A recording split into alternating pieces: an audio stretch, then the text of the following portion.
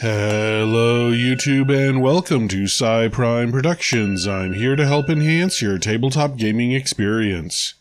If you're new to this channel, I primarily cover Paizo tabletop role-playing games like Pathfinder and Starfinder.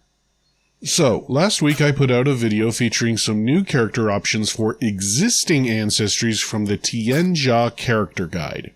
Today we're going to go over the new ancestries in that guide. Now, the Tian Xia Character Guide is the newish, as of the posting of this video, book for the Pathfinder Second Edition role-playing game and is just chock full of options. Lots of new stuff, go check it out if you have time. So, there are 6 new character ancestries in this guide, and I want to get through them quickly, so just like my previous ancestry videos, I'm going to summarize. For each ancestry, I'll cover the concept, basics, heritage, a few, but not all ancestry feats for each ancestry, and then give my final thoughts. I don't want to cover every single ancestry feat or we'd be here all day, and I want to encourage you to go explore the book for yourself if you're interested. Oh, by the way, I'm going to do my best at pronunciation. Remember, I'm a white guy who speaks English. I did take 2 years of Japanese in college, but that was a while ago, so apologies for any mispronunciations. And with that out of the way, let's get into it. The first ancestry is Samsara, based on Hindu, Buddhist, and Sikhist mythologies about reincarnation. In the Pathfinder world of Galarian, Samsara are a group of humans who drank from a magic spring and became reincarnation people with blue skin. The theme of Samsara is reincarnation. Samsarans remember snippets of their previous lives and keep reincarnating until they either attain enlightenment and become spiritual beings, or they irreparably damage their soul and forever bar themselves from enlightenment, in which case bad things happen. Samsara start play with a one-time bonus of 8 extra HP and are medium-sized with a starting land speed of 25 feet. Their attribute adjustments are a boost to Constitution and Wisdom, a free boost, and a flaw to Charisma. They start play speaking Common and their own language of Samsaran plus any others for high intelligence and are humanoids with the Samsaran trait. They have 3 base abilities starting with Low Light Vision. Cryptomnesia is that thing about having visions of their past lives, and it gives them a +1 circumstance bonus to all untrained skill checks.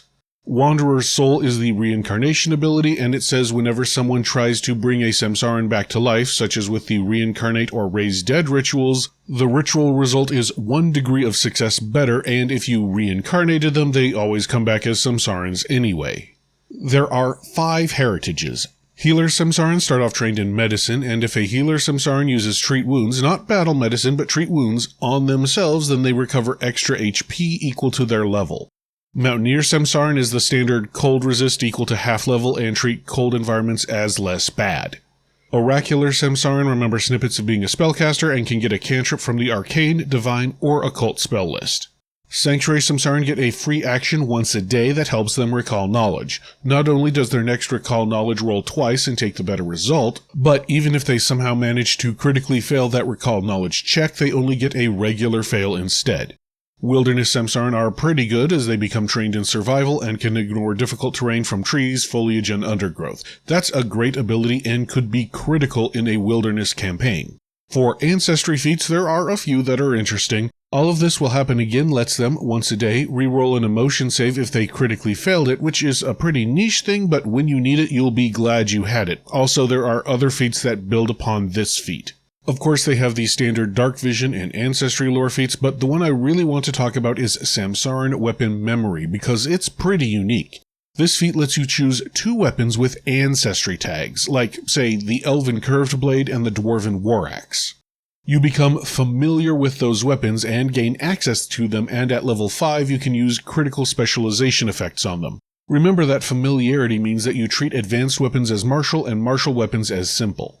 Some strong options for Samsarans here. Cryptomnesia, when combined with the Untrained Improvisation general feat, almost makes you trained in every skill past level 7, so that's crazy good.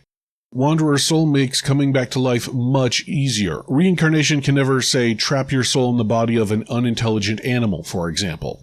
Healer Samsaran is really weak, unfortunately. Most of the time when parties use treat wounds, they take like a couple hours to get everyone up to full, so a little bit of extra healing every 10 minutes doesn't really help, especially since it only works if you treat wounds yourself. The other heritages are good though, like Wilderness Samsaran and their ability to ignore a lot of types of difficult terrain.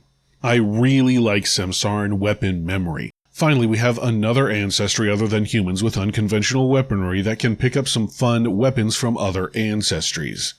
Next up we have Serengay. They are from real-world Filipino mythology and are water buffalo people that have a gem in their forehead that houses part of their soul. In Pathfinder, they have a very spiritual, tribal culture based on phases of the moon. They get a one-time bonus of 8 extra HP and are medium-sized creatures with a base land speed of 25. They have boosts to strength, charisma, and a free boost with a flaw to wisdom. They don't have an ancestral language and start play speaking only common plus any others for high intelligence. And they are humanoids with the Serengay trait. They have 2 special abilities. First of all, they have horns, which are a natural attack that does a d6 piercing damage with the shove trait. Their other special ability is that forehead gem. This special gem houses a piece of the Serengay's soul. They can remove it, but others can't unless the Serengay allows it or they are incapacitated. A ritualist can substitute the head gem for a Serengay's body for any ritual to bring them back to life, which means a Serengay can hand off their head gem to a friendly NPC cleric or druid or something. And then, if they die by, say, falling into lava where there's no body, the ritualist can use the head gem to bring them back to life. And if the Serengay ever wants to get their head gem back, like say it's stolen, the Serengay can spend a day growing a new one, in which case the old one crumbles into worthless dust. There are 5 Serengay heritages, and all of them are based on clans that center around the phases of the moon. For example, the Full Moon Tribe heritage gains a bonus to wisdom instead of strength, and their flaw is constitution. They also gain the Serengay ancestry feat Folk Healer for free. We'll talk about that in a second. Half Moon Serengay are trained in 2 lore skills of their choice and get a +1 circumstance bonus when using those skills to recall knowledge. New Moon Serengay are small but tough. They are small-sized, get 10 ancestral HP instead of 8, and get a +2 circumstance bonus to athletics checks to shove people around. Waning Moon Serengay are trained in one of 3 skills, either acrobatics, crafting, or performance, and once a day, if they critically fail with each chosen skill, they can re-roll the failed skill check. Finally, Waxing Moon Serengay have powerful legs, giving them a +2 circumstance bonus to athletics checks to either long jump or swim. There are several Serengay ancestry feats that are fun. Awakened Jewel gives them an occult cantrip as long as their head gem is in their forehead. There is a feat to increase the damage of their horns from d6 to d8 and gives their horns the concussive trait. Folk Healer, that feat that Full Moon Serengay get for free, makes a Serengay trained in medicine and occultism and gives them a bonus to treat wounds or disease. There's a lot of good options for the Serengay, but I feel some fall short. In particular, Waxing Moon Serengay only giving you a +2 to only 2 applications of the athletic skill seems pretty weak. They could have just given them like a swim speed instead. On the other hand, I like Full Moon, which makes you trained in 2 skills through the Folk Healer feat and rearranges your attributes so that you're better at healing. Also, the base ability of the Jewel, where you can just leave it with a friendly NPC who can bring you back if they get word of your death, is super nice life insurance. The next are Tanuki. Fun fact, Tanuki are real-world animals native to China and Japan that look like raccoons but are more closely related to dogs. Anyway, there are several Japanese myths that these creatures can shapeshift into a bunch of different things, including humans, which is where the basis for the Pathfinder creature comes from. Tanuki start play with 10 bonus hit points, are small-sized, and have a land speed of 25 feet. Their attribute adjustments are a bonus to Constitution, Charisma, and a free boost, and a flaw to Wisdom. They start play speaking Common and Tanuki, plus any others for high intelligence, and are humanoids with the Tanuki trait. They have one special feature, Change Shape. This lets them, as an action, change between their bipedal Tanuki form and a standard animal-like Tanuki. They only get the 2 forms. When they take their alternate form, it's always the same animal, and it's always roughly analogous to what they look like as a humanoid. So if your humanoid form is portly with brown fur, then you'll be a portly with brown fur animal Tanuki. You can, of course, spend an action to change back, and you can do this as many times per day as you like. All Tanuki heritages are a bit off or misnamed, probably a nod to how mythological Tanuki are tricksters and liars. For example, ascetic Tanuki, who are supposed to be above indulgence, get a scent ability, and their ability improves to track down food and other consumables. Continuing the trend, the even-tempered Tanuki gets a +1 circumstance bonus to saves against emotion effects and treats all successes as critical successes, but then treats all failures as critical failures. So as an even-tempered Tanuki, you are more likely to fly off the handle when you fail an emotion save compared to a normal Tanuki. Courageous Tanuki get this weird thing. Whenever they gain the fleeing condition, they run faster, giving them a +10 circumstance bonus to speed. However, if they have the fleeing condition, they can act normally for one of their 3 actions a round, which is interesting. Also, if they ever gain the frightened condition, they can, as a reaction, choose to immediately also gain the fleeing condition for a round, and then they can make a free stride. Steadfast Tanuki are supposed to be proud of their Tanuki forms, which is why they're better at shapeshifting. They get one of 2 Tanuki ancestry feats, either Everyday Form or Tea Kettle Form, as a bonus feat. We'll talk about those in a second. Finally, virtuous Tanuki are drunkards. They gain poison resistance and can eat and drink even while sickened, and they can never become incapacitated due to normal booze. Poisoned booze, on the other hand, can probably still get them.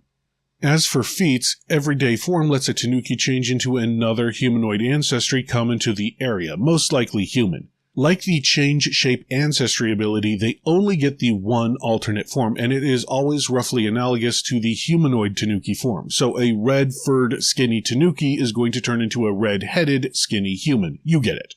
Iron Belly is rather fun as it turns you into a sumo wrestler, basically. You gain an unarmed attack that is a belly bounce. It does a d6 bludgeoning damage and has the forceful trait. I assume it's bludgeoning damage, it doesn't actually say in the book. Tea Kettle Form allows your Ancestry Change Shape ability to turn you into a simple tool of 1 bulk or less, in addition to the option to become an animal. The tool is fully functional, and you can still speak while in that form, but you can't attack, cast spells, and your movement is only 5 feet by crawling. Oh, and yes, as the Tanuki level up, they can get better shape-changing feats, such as turning into different disguises, like pretending to be a priest. I love the Tanuki. Great stuff. Very flavorful, though I will say some of the downsides are really punishing. Particularly the even-tempered Tanuki turning failures into critical failures with emotion effects. I have to say, I think virtuous Tanuki are the best option, as being able to drink while sickened would allow you to down alchemical items that might help you get rid of the sickened condition. Great synergy if you are an alchemist or there is an alchemist in the party. By far, though, the thing with the most utility is Tea Kettle Form. First of all, it makes your body 1 bulk, meaning an ally can carry you across hazardous terrain. Like, if they had athletics and you didn't, and you had to get over a gap or something, they can just jump it with you as like a crowbar in their hands. Also, just having any simple tool at your disposal could be super clutch, like maybe a lockpick. And, of course, almost no prison can hold you. Just turn into a crowbar and crawl right between the bars to get out of your cell. Great feat, super useful. Following the Tanuki are the Wayang. In real life, Wayangs are Javanese shadow puppet shows, whose plays usually depict mythological events. In Pathfinder, Wayangs are an ancestry of humanoids who were originally from the Netherworld, which is the remaster name for the Plane of Shadow. Despite their appearance and where they lived, they were actually pretty peaceful guys. Sadly, some other Netherworld inhabitants kicked them out and the Wayang were forced to flee to Galarian. They get 8 bonus hit points and are small-sized with a speed of 25 feet. They get boosts to dexterity and charisma and a free boost with a flaw to constitution. They begin play speaking 3 languages plus more for their intelligence: Common, Shadow Tongue, and Wayang. They are humanoids with the Shadow and Wayang traits, and they have 1 creature ability, Dark Vision. Surprise, surprise. Wayangs are all about their connection to Shadow, and all of their heritages are about how their shadows give them power. Shadow of the Courtier gives them the impressive performance skill feat, though strangely not the performance skill itself. Also, once a day if they critically fail to make an impression, they can play it off as a joke and re-roll it. Shadow of the Hermit just gives the Wayang an occult cantrip of their choice. Shadow of the Sailor is pretty wild, as it basically gives them permanent water walking, but they have to move at half speed. Also, if they try to walk over flowing water, they have to make an acrobatics check or fall in. Shadow of the Smith gives them a once-per-minute action where they can dip their weapon into shadows, and then if they hit with that weapon, the enemy becomes dazzled for a round as the shadows cling to their eyes. Finally, Shadow of the Wanderer increases a Wayang's movement speed by 5 feet. Unsurprisingly, a lot of Wayang feats involve shadows too. Dance of the Mouse Deer is fun. The Wayang can make a performance check against an enemy, and if they succeed, they coax shadows to rise up and block the enemy's vision, giving the Wayang cover. They can use this cover to hide or whatever, though it is broken if they attack or move. Refined motion in darkness could be really strong. It lets them move 5 feet farther when they sneak up to their speed. Also, if they hide, they aren't automatically revealed at the end of their movement if they're out in the open, so long as they have cover or concealment when they end their turn. So a Wayang could dash across the Colosseum as long as they started and ended their turn with concealment and no one would know. I have a feeling the Pathfinder community will be seeing a lot of Wayang rogues very soon. Wayangs have strong options. I really like them. Lots of good hiding and sneaking feats, though there are some spellcasting opportunities too. I really like Shadow of the Sailor, and I feel it would be great in a high seas or pirate game. Also, and I could be wrong, I think Wayang is the only Pathfinder 2 ancestry with the Shadow trait, which is cool. Not much to say about them other than not to judge a book by its cover, as they tend to be pretty nice people, actually. Next up are the Yaksha, who are based on Buddhist and Hindu mythology about nature spirits. In Pathfinder, they are much the same. They aren't born as sort of wished into being. See, Yaksha sometimes spontaneously manifest in a place of natural beauty that needs protecting. They get a one-time bonus of 8 hit points and are medium-sized with a move speed of 25 feet. Their attribute adjustments are a boost to Constitution, Charisma, and a free boost with a flaw to Intelligence. They also begin play speaking Common, Fey, and Yaksha, plus any others for high intelligence. Also, they are not humanoids, but spirits with the Yaksha trait, and they have only one ancestral ability, which is low light vision. Because Yaksha are basically protector spirits, they don't so much have heritages as purposes that they were spawned to do. Mechanically, each heritage is represented by a vow, which comes with an edict that is added to the character. For example, Deny the Firstborn Pursuit is a vow about fighting evil and malicious Fae, and it gives the Yaksha a resistance to mental damage equal to half their level, and a +2 circumstance bonus to recall knowledge about Fae with an edict to confront cruel Fae when it is reasonable to do so.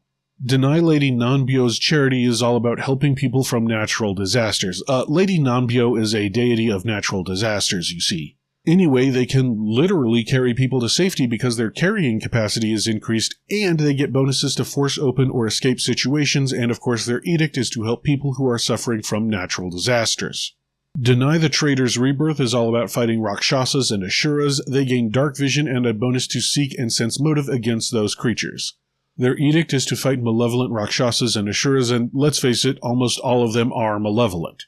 Respite of the Cloudless Path is all about aiding lost travelers, and they treat both cold and hot environments as less bad, though they don't gain any energy resist. They also gain a bonus to saves against environmental hazards. Of course, their edict is to aid lost travelers. Respite of the Loman Leaf is all about fighting back against pollution. They gain 1 primal cantrip as an innate spell and are also considered plants. Of course, their edict is to fight blight and pollution. Finally, Respite of 1,000 Roofs is all about aiding those in need, especially housing the poor. They are trained in crafting and cooking lore and gain the Improvise Tool skill feat, and their edict is all about aiding those less fortunate, like repairing their houses or feeding them. There are a few fun Yaksha ancestry feats. Bamboo and Silt Repose allows Yaksha to ignore difficult terrain from a bunch of stuff like undergrowth, mud, bogs, and water. Also, they can instead treat greater difficult terrain as normal difficult terrain. Howling aspect is really fun. As an action, you can make yourself into a kind of monster, gaining a D6 Jaws attack, and also your hair lights on fire, giving you a D4 unarmed melee fire attack. A fire melee attack is really rare, and there's only one other ancestry that has it as an option, and that's the Yaogwai that we'll be talking about next. Other ancestries have a few energy ranged attacks, but melee energy attacks are quite rare.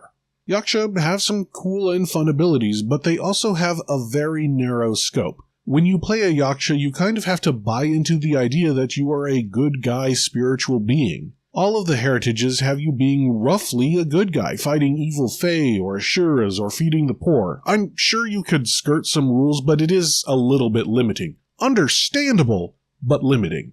I do like Bamboo and Silt Repose though, as it lets you ignore difficult terrain in a whole bunch of different areas, like from swamps to knee-high water and beaches. That could be a really useful ability. And there are few creatures that are resistant to all physical damage, so Howling Aspect with its fire melee attack could be super useful in those instances.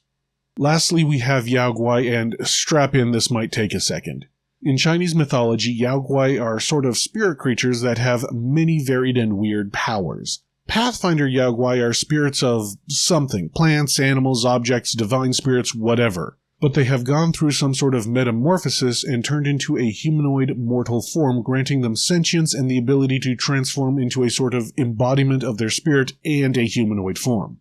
Yaoguai begin play with 8 bonus hit points and are medium-sized with a speed of 25 feet. They get boosts to Charisma and Constitution and a free boost with a flaw to Intelligence. The only language they start off knowing is Common plus others for high intelligence. They are humanoids with the Yaoguai trait. They have one ability, Change Shape, which lets them transform between a human guise and their Yaoguai form. Like Tanuki, they only have the one humanoid form that they can transform into. However, unlike Tanuki, each heritage represents a different set of abilities, one ability while in human form and one while in Yaoguai form. For example, Yaoguai who come from animals get a bonus to intimidate animals while in human form, and in Yaoguai form they gain a land speed of 30 if both of their hands are free because they can get down and run on all fours. Born of Celestial Yaoguai get a bonus to religion checks while in human form, and in Yaoguai form they get an innate divine cantrip of their choice. Also, in both forms, all of their ancestry spells are divine.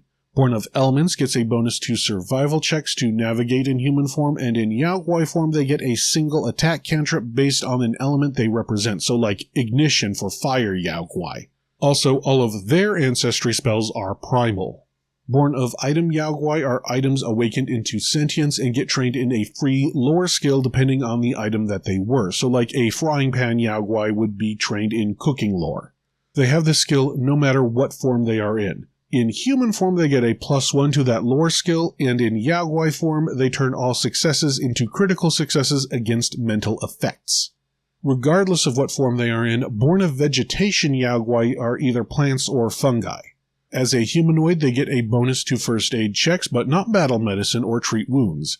In Yaoguai form they get a bonus to any injuries healed with treat wounds, and anybody healing them gets a bonus to heal them in certain situations.